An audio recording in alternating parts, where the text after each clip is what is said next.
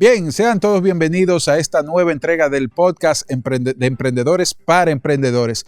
Hoy tenemos el privilegio de contar con la presencia de una persona sumamente especial que he venido siguiendo su trabajo a través de las diferentes redes sociales y tiene la oportunidad el día de hoy de compartir con nosotros. Su nombre es Francisco Montalvo. Francisco, ¿qué tal? ¿Cómo estás? Excelente, Pedro. Gracias por la invitación. Súper contento. Qué bueno poder contar con tu presencia aquí y reconociéndote el día de hoy que vas a estar compartiendo contenido de valor para todas esas personas que siguen el canal y que tienen deseo de impulsar sus resultados en ventas, de desarrollar su emprendimiento, su negocio. Y qué interesante o qué importante es hacerlo desde el punto de vista de la oratoria. Cuéntanos un poquito acerca de eso. Mira, primero te doy las gracias por darme este espacio para compartir este contenido de valor, de calidad, porque entiendo que estos medios deben democratizar el conocimiento y te felicito por eso, de verdad. Excelente. Te reconozco y te felicito por eso. Excelente, muchísimas gracias. La comunicación, la oratoria es súper importante para los emprendedores y para todo el mundo. Y la gente cuando me pregunta cuál es la importancia que tiene la oratoria, yo no le respondo con una respuesta súper pensada. Yo siempre lo hago a través de una historia. Imagínate Pedro y Juan. Pedro y Juan fueron a la misma universidad, estudiaron exactamente lo mismo, tienen la misma maestría.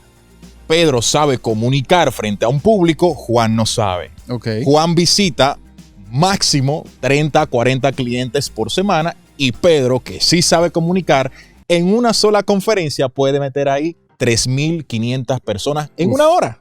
Sí. O sea, que son 3.500 posibles clientes en una hora, en un solo día de trabajo. Correcto. Ahí está la importancia de la oratoria. Sí, me encanta, porque desde ese punto lo que estás viendo es la capacidad o la posibilidad de potencializar tu mensaje. Totalmente. Y de incrementar tu productividad. Totalmente, y tu alcance. O sea, no es lo mismo tú estar visitando un cliente a la vez por el temor a exponerte en público, uno a la vez a paso de vencedores. Sí. Bien, perfecto, cerraste 5 o 6 ventas, pero imagínate que tú tengas la capacidad de hablar frente a un público y en un solo día tú cierres 100 o 200 ventas. Sí. O sea, qué bien se siente. Excelente, sí. Me recuerdo ahora con eso que mencionas una frase que yo escuché en una ocasión que decía one to many, que no era one to one, sino one to many. Exacto. Tú poder comunicar a muchas personas tu mensaje. Entonces, mencionabas el tema del temor. Yo creo que eso es algo esencial que tenemos que tocar y que es una limitante o una limitación que muchas personas se interponen porque no es ni siquiera que venimos con eso de fábrica. Exacto. Quizás nos programan un poquito para temer un poquito ante la cámara, pero ¿cuál es tu recomendación? ¿Cuáles herramientas existen en ese sentido para uno poder lidiar con ese temor a exponerse? Mira, y te voy a hablar desde mi punto de vista personal. Yo vengo de una historia fuerte, por así decirlo. Yo vengo de un diagnóstico pesado de fobia social. Para la gente que no sabe lo que es eso, fobia social es la fobia a hablar con cualquier persona. O sea, yo no podía acercarme a Pedro, de preguntarle algo. Mi papá me ofrecía dinero para que saliera de mi casa a entablar conversaciones normales con la gente. A ese punto llegué. Los psiquiatras que me atendían, que me habían diagnosticado con fobia social y déficit de la atención e hiperactividad, se rendían conmigo. Decían, no, mira, Francisco no habla, no puedo con él. Punto. Y me mandaban a otro psiquiatra y así sucesivamente. ¿Qué te quiero decir con esto? Que yo vengo de la experiencia. Desde mi punto de vista, hay que trabajar con 3 cosas. El primero es el diálogo interno. ¿Qué significa el diálogo interno? Esa vocecita que tenemos ahí dentro que nos dice, no puedes hacerlo, acuérdate que vienes de una familia de tímidos, acuérdate que eres tímido, que eres tímida. Y esa vocecita interna lo que hace es retrasar nuestro proceso comunicacional. Porque si yo me estoy diciendo constantemente que no soy bueno vendiendo, que no soy bueno para hablar, obviamente eso es lo que voy a reflejar. Porque el cerebro busca la manera de que eso se cumpla y de actuar en consecuencia de ese pensamiento. Sí. Ese es el primero. El segundo, y por más loco que suene, el ego. Hay mucha gente que habla en público, que hace este tipo de videos o que habla en redes sociales para llenarse el ego. Y para que digan, wow, qué bien lo hiciste.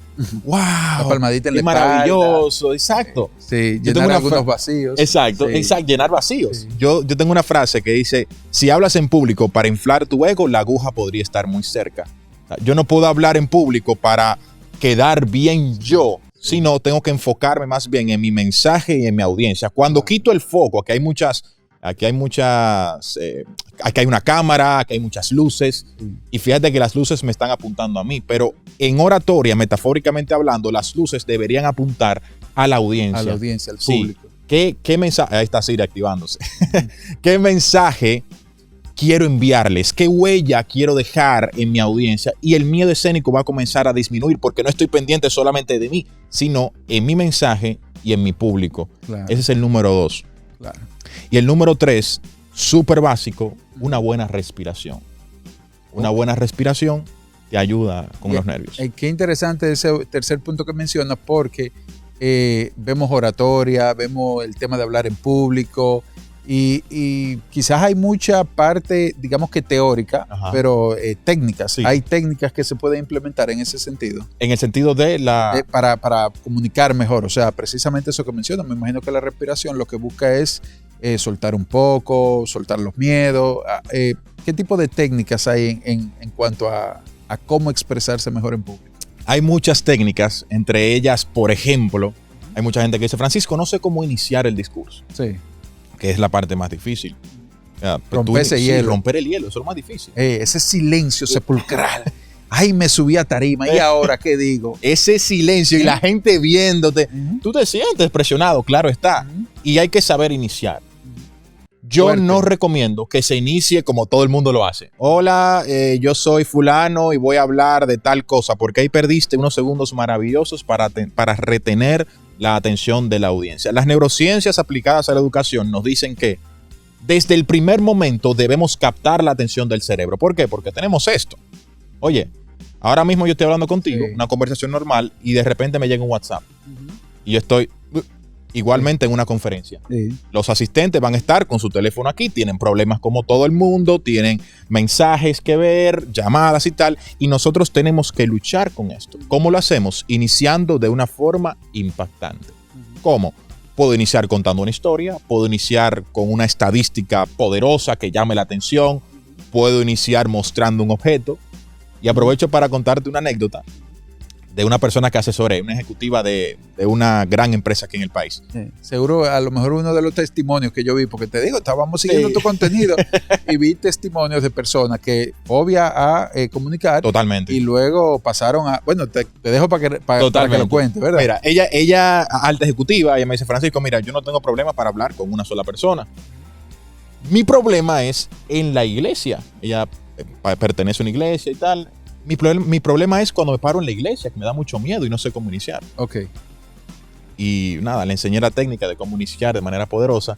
Y ella me dice un día, Francisco, te invito a mi iglesia. Y yo, ¿qué quiere? ¿Qué quiere? Quiere ver el producto terminado. Ella te está invitando a ver el producto terminado. Exacto. Y me siento atrás a verla. Y de repente yo veo que ella, cuando la presentan, ella sale del escenario con una cruz grandísima. La coloca en el centro, sale de nuevo del escenario, luego entra al escenario nuevamente con un tornillo, con un clavo grandote y con un martillo. Y ella dice, por favor, necesito un voluntario. Y la gente, pues estás loca. El que estaba al lado de mí dijo, ¿estás loca? Necesito un voluntario, por favor. Y la gente callada y sorprendida. Necesito un voluntario para saber quién quiere clavarse aquí. Y la gente, no. Así sufrió Jesús por ti en la cruz. Mi nombre es fulana y voy a hablar de tal cosa. Uepa, ese es un inicio de impacto y es una muy buena técnica. Iniciar de impacto. Y una segunda muy buena técnica es trabajar con las muletillas. Eso te elimina, te puede eliminar una buena venta y te puede eliminar la credibilidad en el escenario. Imagínate que yo esté. Entonces, señor, permítame, esto que...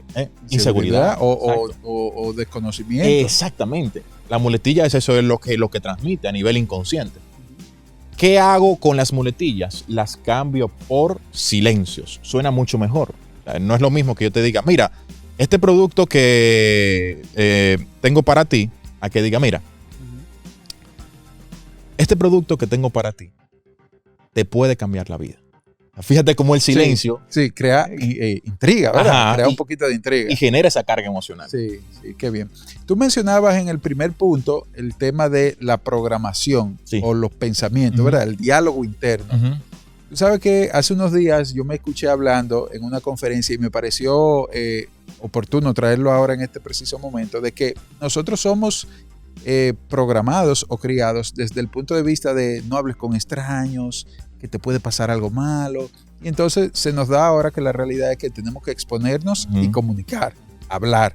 Entonces, como tú mencionabas hace un momentico, sale esa programación a flor de piel, ¿verdad? ¿Cómo uno trabaja ese diálogo interno para poder derribarlo, digámoslo así, y poder superponerse a él? Qué buena pregunta. Mira, ese diálogo interno proviene, como tú mencionas, de una creencia. La creencia es muy probable que venga de nuestra niñez, de cómo nos programaron. Como tú dices, no hables con extraños. Que te puede pasar algo malo. Te puede pasar algo malo, exactamente. Los niños no hablan, cállate la boca. En el colegio, por ejemplo, una experiencia hablando en público que me tocó, se burlaron de mí. Esas creencias generalmente vienen de una programación o de algún acontecimiento del pasado, según mi experiencia. Te voy a poner un ejemplo. ¿De dónde nació mi miedo a hablar en público? A los 8 años me tocó exponer, hablar de una poema, una poesía, declamarla frente a mis compañeros del colegio. De repente me equivoco en uno de los párrafos. Cuando levanto la cabeza veo a todo el mundo riéndose. Yo hasta el día de hoy no sé si se estaban riendo de mí. Pero como niño, ¿qué yo dije? Se están riendo, se están burlando de mí. ¿Qué pasa? Mi inconsciente vinculó la experiencia de hablar en público con algo doloroso. Y cada vez que me exponía, sentía temor, pero a nivel inconsciente. Entonces hay que tener mucha cuenta de algún acontecimiento del pasado, cómo fue nuestra crianza. A veces los padres son muy duros, no nos dejan hablar, se burla de cómo hablamos.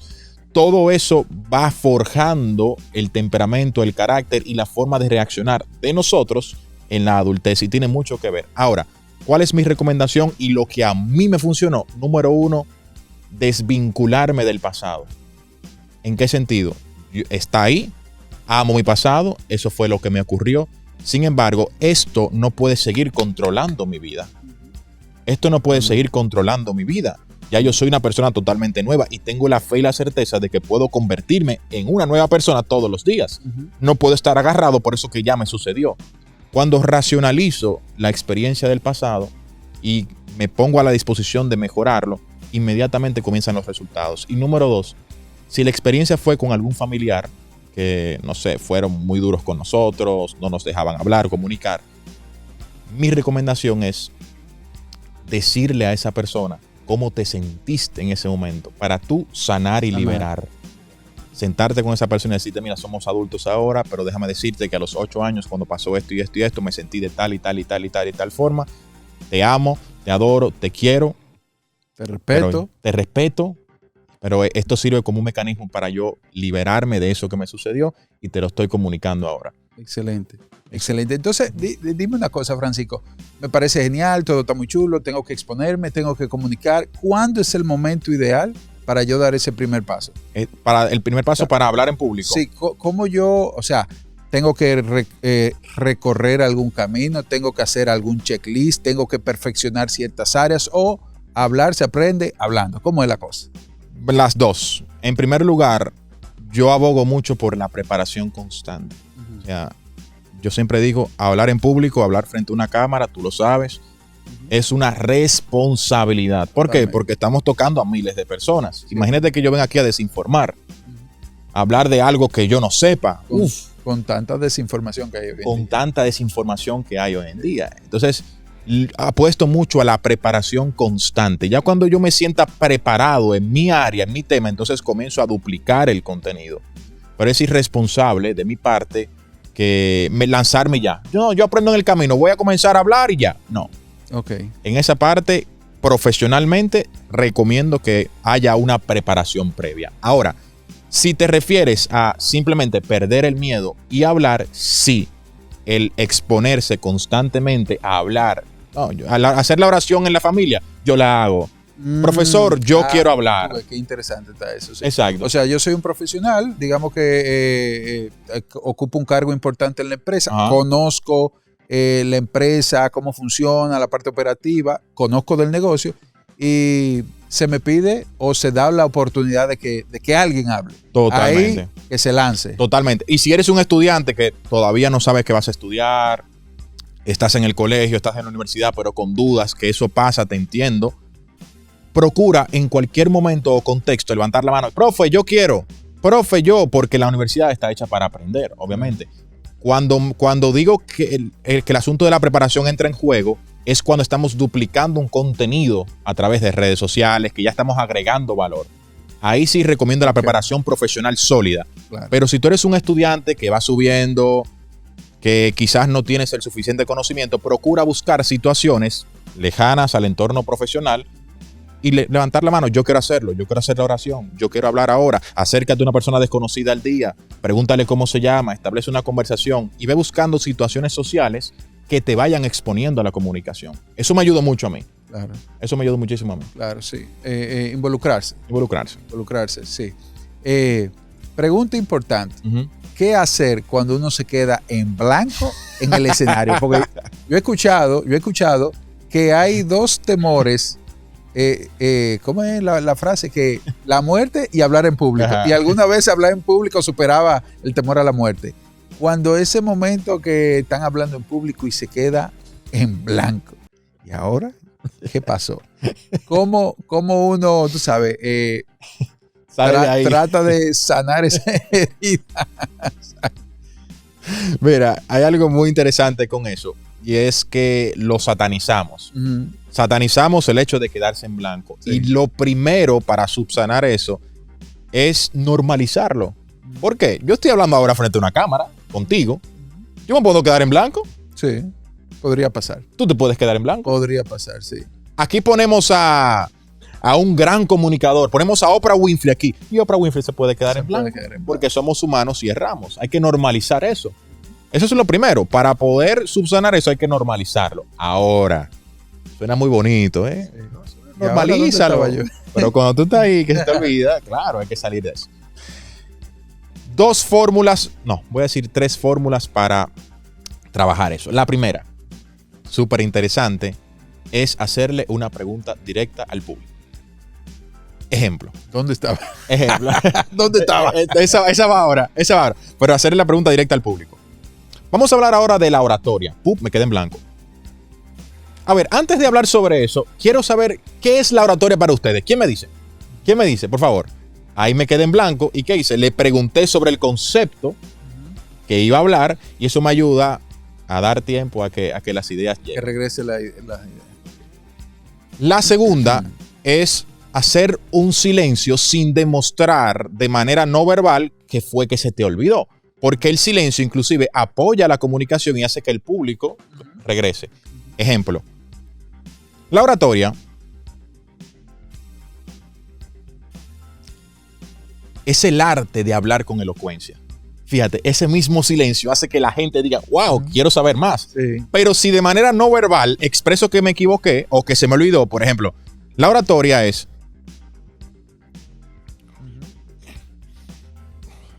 ya le estoy dando a entender a la gente que se me olvidó lo que iba a decir. Y es muy notorio. Claro. Y la tercera, mi favorita, que la utilizo siempre, aceptar que se te olvidó. Ya.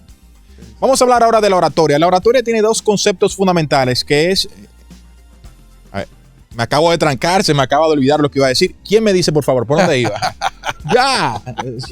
Naturalmente. Orgánico. Sí. Yo le pregunto francamente a la audiencia. Obviamente depende del escenario. Claro. Tú no vas a estar en una conferencia con el presidente a preguntarle al presidente qué tú estabas diciendo, obviamente. Pero dependiendo del escenario, esa técnica puede ser muy buena. Para ti, Francisco, ¿qué es un orador o un conferencista de éxito?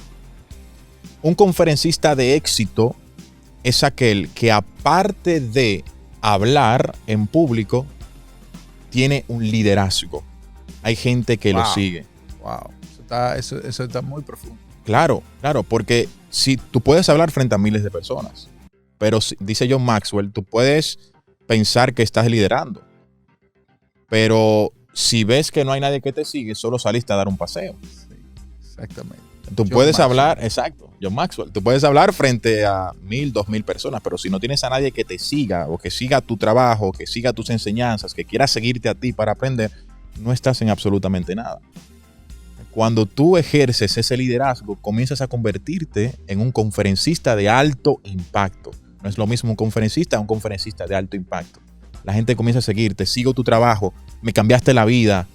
Sí, testimonio, prueba social, exactamente. Me cambiaste la vida. Y ahí tú comienzas a ser un conferencista de alto impacto, porque esta carrera no se trata de llenarse el ego. Esta carrera se trata de ayudar a la mayor cantidad de personas posibles. Porque si es para llenarme el ego, simplemente me paro en un lugar, en un local, y pongo a la gente a que me diga cosas bonitas de mí. Caramba, sí.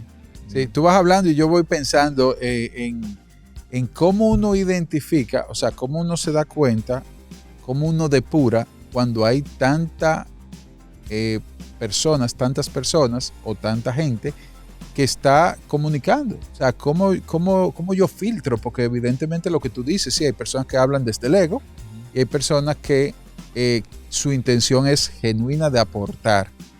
¿Cómo yo puedo filtrar esa información? ¿Cómo yo me doy cuenta? ¿Cómo yo identifico eso? Okay, yo como consumidor, para seguir a un... Sí, exacto. Hoy, nosotros vemos un conferencista que está comunicando un mensaje. ¿Cómo identificamos cuando se está inflando el ego y cuando está aportando contenido real, legítimo y poderoso? Tú sabes que desde mi punto de vista, para identificar eso, yo confío mucho en lo que me dice el instinto. O sea, todo eso se siente, todo eso es cuestión de energía. No sé si te ha pasado que tú vas a ver a un conferencista y tú dices, ¿y qué es lo que se cree? Y a lo mejor está diciendo cosas valiosas, pero tú sabes que no es algo que viene de él. Ahora, hay ciertas directrices. Perdón, tú ibas hablando y yo recordando. Ya sí, ya recordé. Disculpa.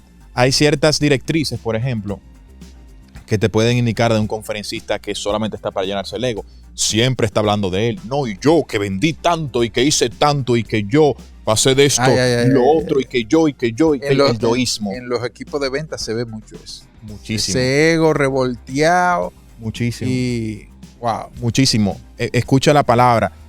El conferencista que generalmente, o el comunicador que está pensando en el otro, habla de las experiencias del otro, quiere escuchar. Tiene los oídos para escuchar, los oídos puestos en la necesidad de la gente, no en llenar su propio ego, no en autoalabarse y decir yo he hecho tal cosa. Vivir del pasado. Exacto. Del fui. Exacto. Y que yo. No. El conferencista que realmente quiere o el creador de contenido, el comunicador que realmente quiere transformar, tiene los oídos en las necesidades de la gente, no en llenarse su ego diciendo que ha hecho. Eso es muy importante saber. Bien, me gustaría preguntarte, porque abordaste el tema rápidamente, o por lo menos así lo sentí cuando estuviste hablando del silencio y cómo se dejaba ver en público que se había quedado la mente en blanco. ¿Qué tanto se promueve el tema del lenguaje no verbal en el tema de la oratoria? Sabiendo que la oratoria, o creyendo que la oratoria es cómo comunicamos verbalmente. La influencia de la comunicación no verbal anda, según los especialistas, entre un 60 y un 90% del mensaje. ¿Qué quiere decir esto? Que si yo no apoyo mi mensaje verbal con la comunicación no verbal, no estoy en absolutamente nada. O, por ejemplo, mi comunicación no verbal puede contradecir por completo el mensaje que estoy diciendo. Si yo te digo, Pedro, estoy súper contento de estar aquí. Wow, se te nota. Se nota la contentura. Sí, se nota. Sí, entonces, wow, qué entusiasmo. Entonces, la comunicación no verbal tiene que jugar un rol importante. Si tú vas a vender un proyecto, si tú vas a hablar en público y quieres demostrar seguridad, también tu cuerpo debe demostrar seguridad. Claro. O sea, tú no puedes decir, este producto te va a cambiar la vida. Wow. Sí. Drupi, me imaginé, pensé en Drupi. Exacto. Entonces, no, tu cuerpo debe seguir a la palabra, debe seguirla. Entonces, la comunicación no verbal para mí es fundamental a la hora de comunicar, no solamente en la oratoria, sino en cualquier contexto. Si yo quiero vender, mi cuerpo también tiene que sentir o proyectar esa seguridad. Ok. Entonces, ¿cómo entra Francisco ya en la parte de marca personal? Porque a todo esto estás hablando de la oratoria como importancia o como factor determinante para tener éxito en el mundo comercial. ¿Cómo entra Francisco en ese escenario de promover esto como un servicio? Mira, Cuando me di cuenta de la importancia que tenían las redes sociales. O sea, el que no está en redes sociales ahora, lamentablemente, puede ser que un día muera. A lo mejor ahora no, a lo mejor boca a boca tu negocio está funcionando. El referido y tal. Sí, pero óyeme, imagínate lo que tú puedes hacer por redes sociales. Tú puedes duplicar, triplicar, cuadruplicar tu alcance. Y cuando me di cuenta el alcance que tenían las redes sociales fue que yo tomé la decisión de crearme una marca personal constante. Porque antes yo lo que hacía era subir digo aquí, que la cosa, que la chulería y tal. Pero cuando me di cuenta de la importancia, fue que dije, a partir de hoy voy constantemente a publicar videos, a publicar contenido de valor, a resolver problemas. Porque una buena marca personal, como la de nosotros, resuelve problemas. Claro. Yo dije, ok, ¿cuáles son los problemas más comunes de la gente? Para allá voy. Precisamente, ahora te quiero hacer esa pregunta.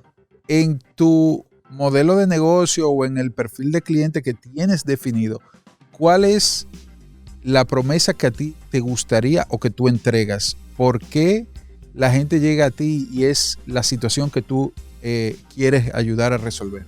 La mayor parte de las personas que llegan a mí es por miedo escénico. Miedo escénico. El 80% de las personas que llegan a mí es por miedo escénico. Wow. Y el otro 20% es no tengo miedo escénico, quiero aprender a comunicar. Pero la mayor parte de las personas que llegan son el miedo escénico. Mi promesa es la siguiente. Las manos, palpitación rápida. Hay gente que ha llegado donde mí y simplemente hablando conmigo le tiemblan las manos. A ese nivel, le tiemblan las manos, la voz se pone temblorosa, entrecortada. Sí. Mi promesa es la siguiente. Tú vas a salir de esta asesoría con un 80% de mejoría. Con un 80%. ¡Ay, qué bueno, Francisco! Me encanta. Y yo le digo, ¿tú estás dispuesta a asumir lo que viene? Y ahí es como que, ¿cómo así? ¿Y de qué me están hablando? ¿De qué tú me estás hablando? Ajá, yo te aseguro el 80% de mejoría si tú me aseguras el 80% del trabajo. Me dicen, ¿cómo así? Ajá, no vamos a trabajar solamente 4 veces al mes. Vamos a trabajar todos los días donde tú vas a hacer esto y esto. ¿Tú estás dispuesta? Sí, vamos a trabajar. No, pues no trabajo contigo. ¿Por qué? Porque está mi trabajo en juego. Sí, si tú después no consigues los resultados, ay, Francisco no me ayudó. Ajá, y tú te ayudaste. Porque esto de la oratoria es más autodidacta que otra cosa. Yo te puedo enseñar oratoria ahora en 6 horas. El contenido que yo tengo aquí, en 6 horas. Pero tiene que pasar a la práctica. ¿Alguien tiene que ejecutar? Obligatoriamente. Yeah. Obligatoriamente. Sí. Bien. Entonces, recomendaciones, 3 consejos básicos que te gustaría dejarle a la audiencia en torno al tema, a lo que estamos conversando. Sí. Número 1, aprender a escuchar. El que sabe escuchar, sabe llenar necesidades. El que llena necesidades siempre es llamado. Siempre. Porque al final el cliente no te va a buscar para llenar tu ego. El cliente te va a buscar para que tú le llenes su propia necesidad.